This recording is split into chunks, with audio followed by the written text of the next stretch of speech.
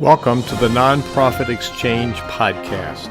Stories by leaders for leaders to help you raise the bar on your own excellence, to release the potential inside of you.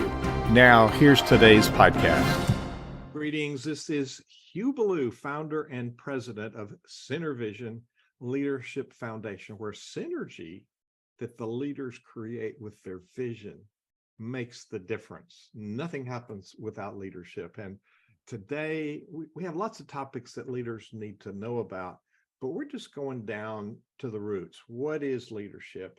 And our guest today, Anthony and I both are people of Christian faith, and we're informed by, well, the Jewish part of our Bible that we share with that, the Old Testament and the others, but there's really good examples. And whether you're a person of faith or not, there's still some really good examples that we can learn from that. So I want to first ask Anthony just to tell us a little bit about who he is and what's your passion for leadership. So Anthony, tell people who you are, about your background and why you do this.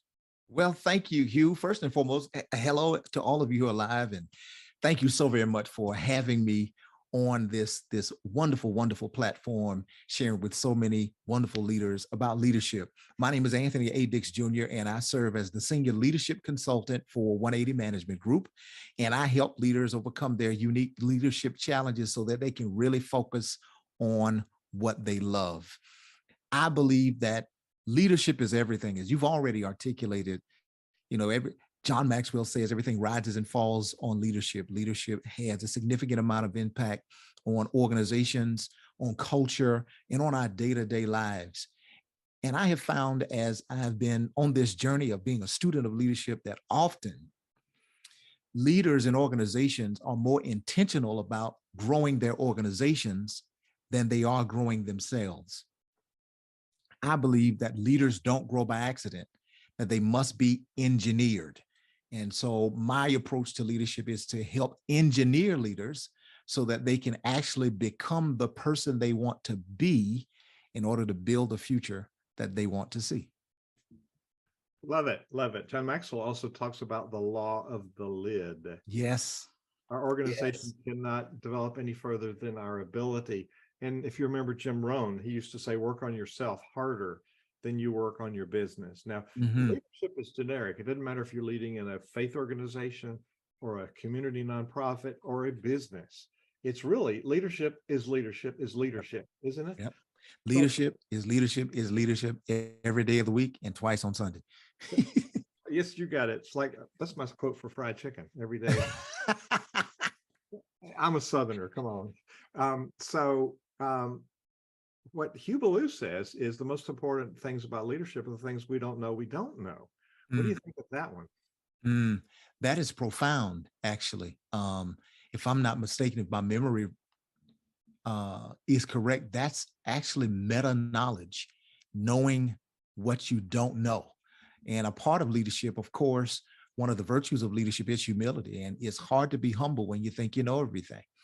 But when you know that you don't know everything, you can accommodate some of your leadership blind spots by getting help in those areas and maintaining perennially the posture of a student, knowing that I don't know. There's so much that I don't know. I was sharing with someone the other day that when it comes to leadership, and it's especially in my career with equipping leaders, the more you learn about people, the more you learn that you don't know about them.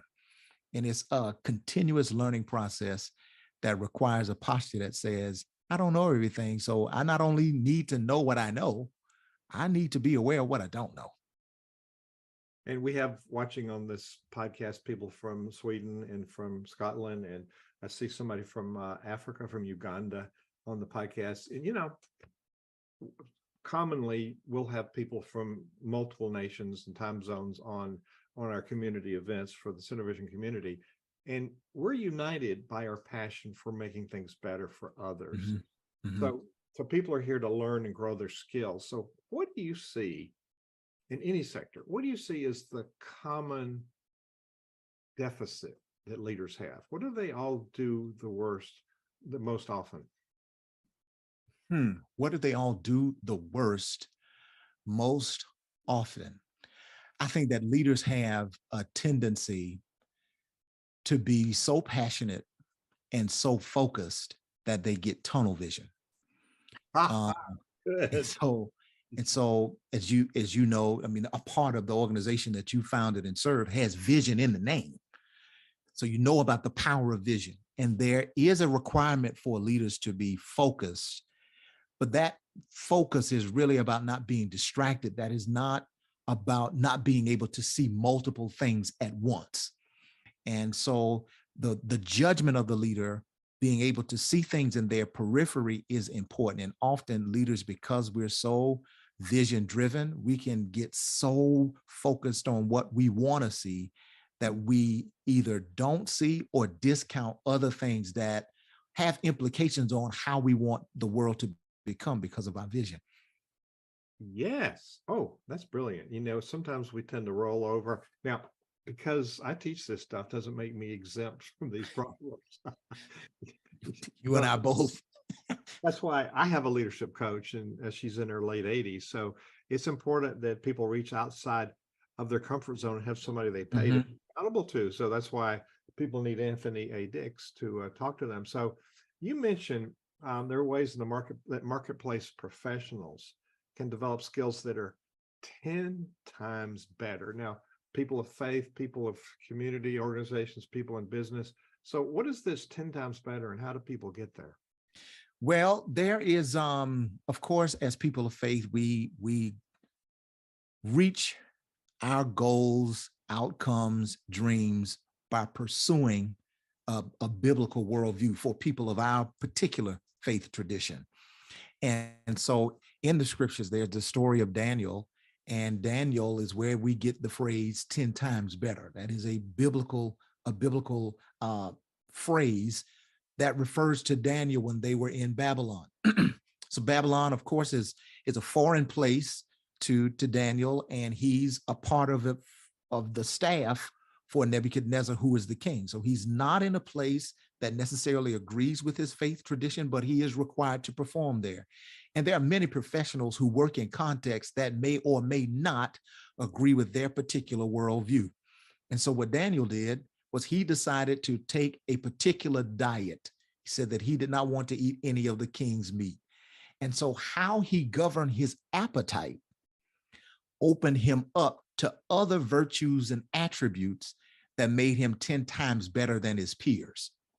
So this is, I think, one of the great secrets of really becoming a person of renown in the professional space. Is not so much what you do that makes you 10 times better, but as in the case of Daniel, is what you choose not to do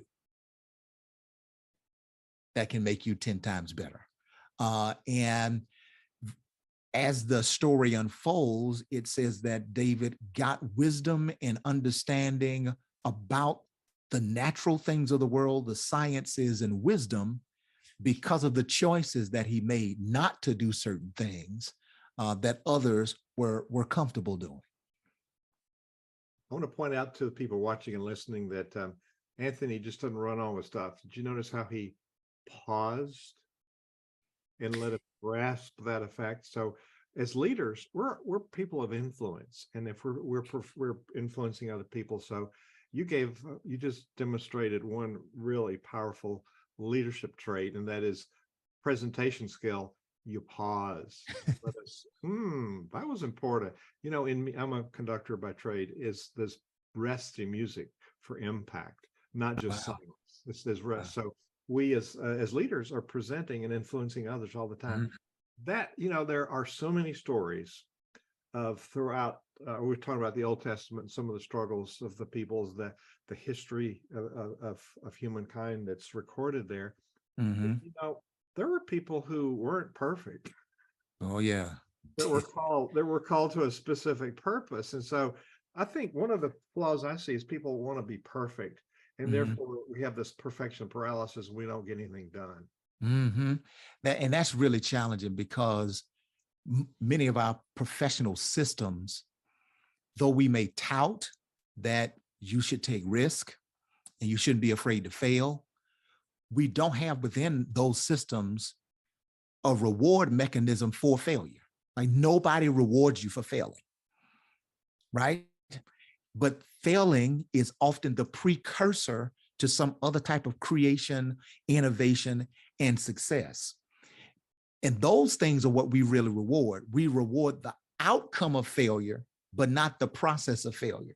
And because we reward the outcome of failure, not the process, people try to skirt around it to say, you know what, maybe I can get these outcomes without the experimentation, the trial and error, the failing that's necessary to get it done. And that creates a tendency for us to really want to be perfectionists, which we fail at, strangely enough. But that I think is a part of the conundrum and balance of trying to be an effective leader. Like, how do I maintain successful outcomes, minimize my failures, but all the while reward those that follow me for taking those risks and failing as well. And I'm remembering you mentioned John Maxwell. He has a book called Failing Forward. Mm-hmm. Yes, and he does. I think if we can reclassify failures as learning opportunities, Mm-hmm.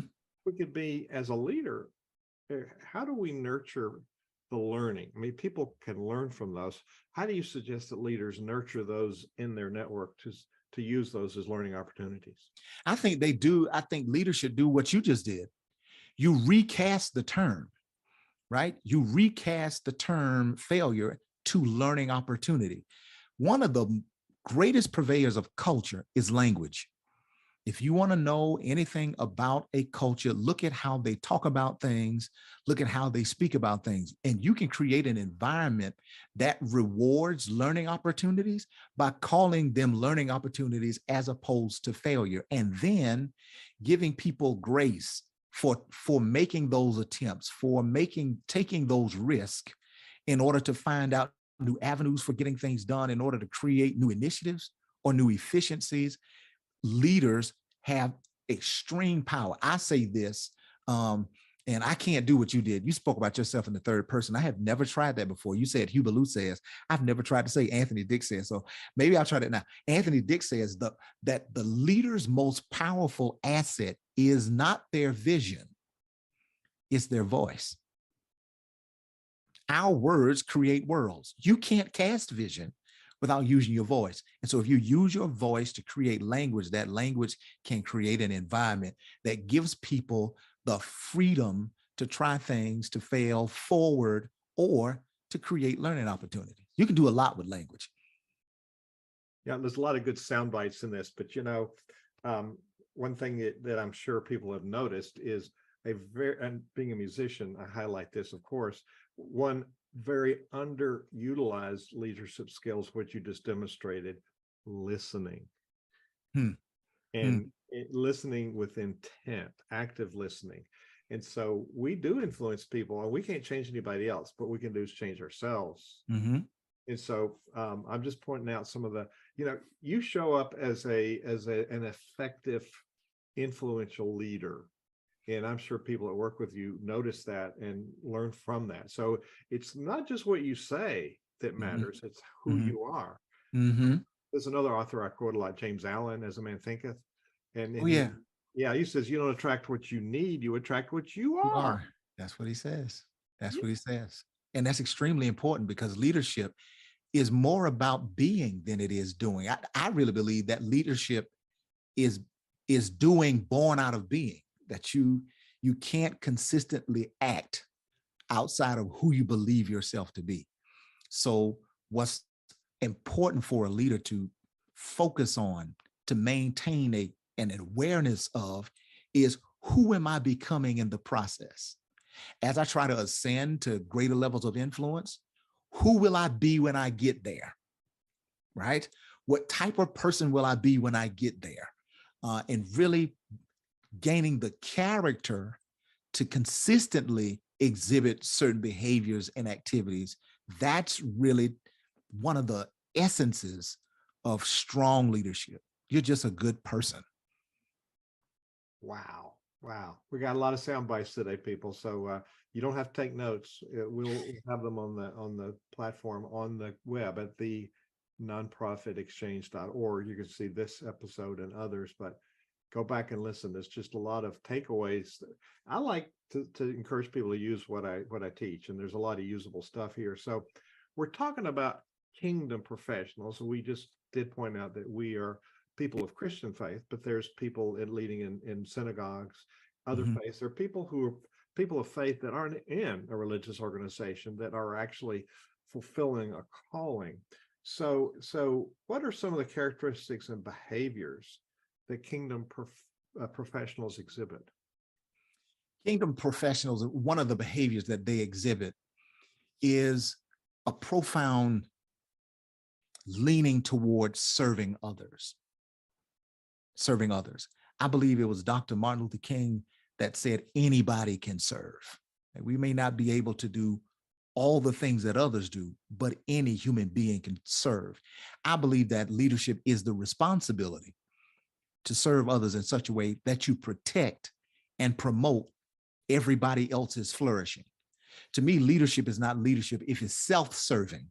So one of the things that leaders exhibit is serving others, to put one's needs before their own, to see how I can only win if you are winning, to see how it is we can create win-win situations as we lead others. It is not just my vision.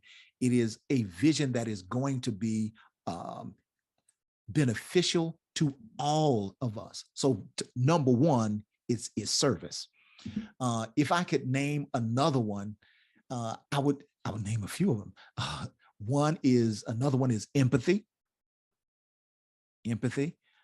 and also compassion, which probably are closely related. But when it comes to empathy, I may not have experienced what you've experienced, but I can take a step back to try to put myself in your shoes. Even if I can't do it succinctly and effectively fit your shoes in your particular situation, I think it's noble to at least try. Leaders can sometimes be so caught up in trying to get other people to see what they see that they never take time to see what they see. I'll say that again. Leaders can often get so caught up in trying to get others to see what they see that they never take time to see what others see. When you begin as a leader to see what your followers see, I think that's where the real synergy is. I was we have this nonprofit community, and I was, some of our nonprofit leaders also have businesses or have had businesses. And one of the leaders said, I had many businesses and I sold them every year, the first of the year. And then I bought it back. And then I said, is it worth buying back? And then I asked my employees, what's wrong with it? What do we fix this year? And I think we forget, we write SMART goals, but if we write smarter goals, it means we evaluate and revise. So I think you just demonstrated a place where leaders are not listening. What do others have to say? So what this leader did was tell me in a very non-critical, we tend to be living in a critical environment rather than an analytical environment. So people are afraid to get blamed. It's like between restorative justice and retributive justice. Yep. Retributive, yeah. So, and you quoted Martin Luther King. I had the advantage of being in the streets and hearing him in person in 63, 64. And let's talk about principles a minute. He had very strong principles, and he really didn't assassinate people's character. He was analytical. He said, what's wrong with this picture? And what's wrong with your language? But his principle was always remain non-violent and to speak the truth directly. And, I didn't realize till years later what a strong impact that had on my leadership. And, has anybody been like that ever? He was a standalone, and look what powerful influence he had just for having those principles. So that was a strong impact on my life. What Martin Luther King, John Maxwell, what other leaders have influenced your leadership learning? Wow. Well, of course, as a person of Christian faith, much of my leadership is influenced by Jesus of Nazareth. My father is another person who has influenced my leadership tremendously. and several other ecclesial leaders like my pastor has. My wife has also influenced my leadership. Many of my before I was in my own business, many of the people who led me professionally were female, and they taught me a lot about leadership, mainly patience, different ways in which conflict can be resolved without being overtly antagonistic, nurturing ways in which to bring about feedback, constructive feedback. I mean, is so much when it comes to leadership, and having those type of leaders in my life created an aspect of really, maybe it's even a paradigm to see leadership through a virtuous lens. I've had the opportunity to have some training, some theological education, and there are virtues that we talk about in philosophy and a little bit in theology. There's 7 of them, the cardinal virtues and 3 theological virtues. And what people of faith have the opportunity to show the world is how to embody temperance, how to embody courage, how to embody justice, how to embody wisdom, faith, hope, and love. And I think people who are leading in the marketplace from a biblical worldview or kingdom perspective embody those values and virtues and bring them to life in their leadership. And I've had the fortunate opportunity to see several people do that for me. You know, those are attributes that many of our Christian churches need to study. So it's really interesting. One of the thought leaders I read is Richard Rohr, who's a Franciscan, R-O-H-R. And he quotes Martin Luther King and Gandhi, but he also quotes Buddha, Muhammad, Jesus. So there are some universal truths that are so important that there's parts from our learning that's outside of our discipline that we need to learn for some others. And there are some universal truths. So thank you for the gift of some of these thoughts. Why are these professionals, what you're calling kingdom professionals, why are they assets to their organizations, and especially the nonprofit space? They are assets to their organization, number one, because of the atmospheres they create. They create atmospheres of collaboration as opposed to competition, conflict, and contention. They're just easier to work with. They're easier to work for. Secondly, they bring to the table a certain kind of creativity that is advantageous not only for the chemistry amongst the teams that they work on, but for the strategic and operational outcomes that their particular organization wants to achieve. They bring an attitude of what's possible. How can we make this possible? They bring to the table an attitude that looks at impossibilities as opportunities to innovate, create, stretch themselves, move beyond their limits. They're just a myriad of different ways in which they provide value to their organizations, and they are really an asset because of the atmospheres they create. They're great collaborators. They are creative. They are optimistic, and they walk the walk. They don't just talk it. They walk the walk. They are assets because of who they are, not just because of what they do. I've heard the saying, the sermon you preach with your life is much louder than one you preach with your voice. That's a testament to that. So yes, sir. We're coming up to the end of this, really, and we could talk all day, but I want people to seek you out. So I want them to find you, so they can go to 180. That's number 180. Yes. 80 management. I'm trying to see my screen. 180managementgroup.com. 180managementgroup.com. So Anthony, when people go there, what will they find? They're going to find some information about what it is that we do as an organization that is a management consulting firm that specializes in operations consulting out of a 3-pronged framework: people, processes, and planning. My responsibility is to help organizations do the best for their people and get the most out of them. We offer contracting, consulting, and coaching. You'll see a little bit of information about me at the bottom. You'll see a little bit of information about our CEO. That's our beautiful CEO right there, who is also my wonderful wife. And if you schedule a call, if you click that link, then there are ways in which you can schedule some time to talk to either my wife or myself if you'd like to. I'd love the opportunity to connect with anyone just to hear what your story is. And if there's a way in which we can serve you, I'd love to also hear about that as well. You dressed up pretty good for that picture. Man. I did that time. So Anthony A. Dix Jr., Yes, just the profound presence you have. And, a lot of the stuff you have is really stuff we need to think about today. So I'm gonna invite people to our community. Then I'll come back to you for a closing thought or challenge or a word from you. So I mentioned before that Center Vision has a community of nonprofit leaders. We're building communities where we live, and it's nonprofitcommunity.org. O-R-G.